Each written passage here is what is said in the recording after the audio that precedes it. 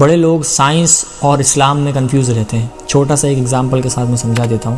Science is the founder of creation of Allah. Science is not creating any thing. Science کچھ create نہیں کر سکتا. اللہ تعالیٰ کی بنائی تخلیق کو ہی سائنس ڈھونڈ سکتا ہے. سائنس نے جو ابھی تک بہت بڑی چیز ڈھونڈی ہے جس کو ہم بلیک ہول بھی کہتے ہیں، ساری یونیورس، سائنس بہت بڑی چیز سمجھتا ہے اس کو. حالانکہ جو ایتھیسٹ لوگ ہوتے ہیں جو کہ خدا کو نہیں مانتے، وہ لوگ کہتے ہیں کہ دنیا یوں ہی بن گئی، اپنے آپ وجود میں آ گئی. ایک ایٹامک بام سے ایک دھماکہ ہوا اور یہ دنیا وجود میں آ گئی، ساری چیزیں بن گئیں، پیڑ پہاڑ انسان جانور سب کچھ. کیونکہ اگر ہم غور کریں تو اس دنیا میں ہر چیز کا ایک مقصد ہے. چیٹی سے لے کر ہاتھی تک، زمین سے لے کے آسمان تک، ہر چیز کا ایک مقصد ہے. اور اس دنیا کے باہر بھی سارا کچھ جو نظام چل رہا ہے، ہر چیز کا ایک مقصد ہے، ایک پرپس ہے. کوئی بھی چیز اگر اپنا کام کرنا بند کر دینا تو اس دنیا کا نظام بگڑ جائے گا. اللہ تعالیٰ نے ہر چیز کو ایک سسٹمیٹک طریقے سے بنایا ہے اس دنیا کو. سورۃ الواقعہ کی آیت نمبر 75 میں اللہ تعالیٰ فرما رہا ہے فَلَا أُقْسِمُ بِمَوَاقِعِ النُّجُومِ. میں قسم کھاتا ہوں تاروں کے مقامات، منزلوں، راستوں اور مداروں کی. اور اگلی آیت میں اللہ فرما رہا ہے اگر تم سمجھو تو یہ بہت بڑی قسم ہے.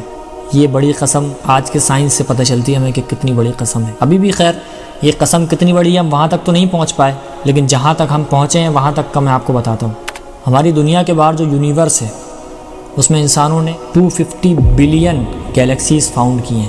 250 ارب گیلیکسیز انسانوں نے فائنڈ کی ہیں، ڈھونڈی ہیں، جس میں سے ایک گیلیکسی ہماری ہے جس کو ہم ملکی وے کہتے ہیں. اور ہماری دنیا کے باہر 300 سن ہیں، سورج ہیں، جس میں سے سب سے چھوٹا سورج ہمارے پاس ہے.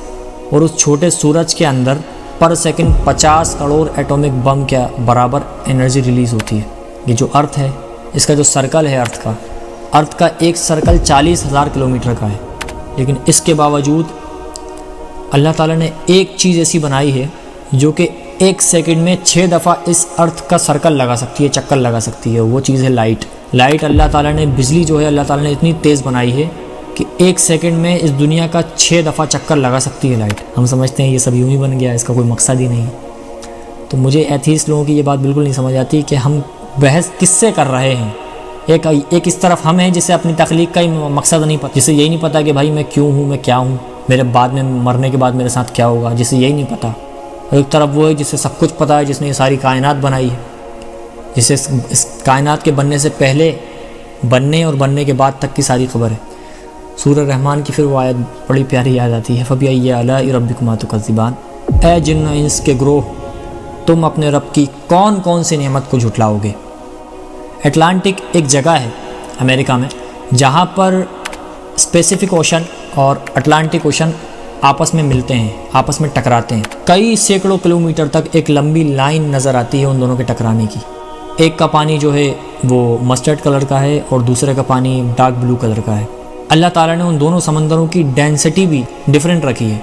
مطلب اتنی ڈیفرنٹ کہ ایک طرف کی مچھلیاں دوسرے سمندر میں ایگزسٹ ہی نہیں کر سکتی.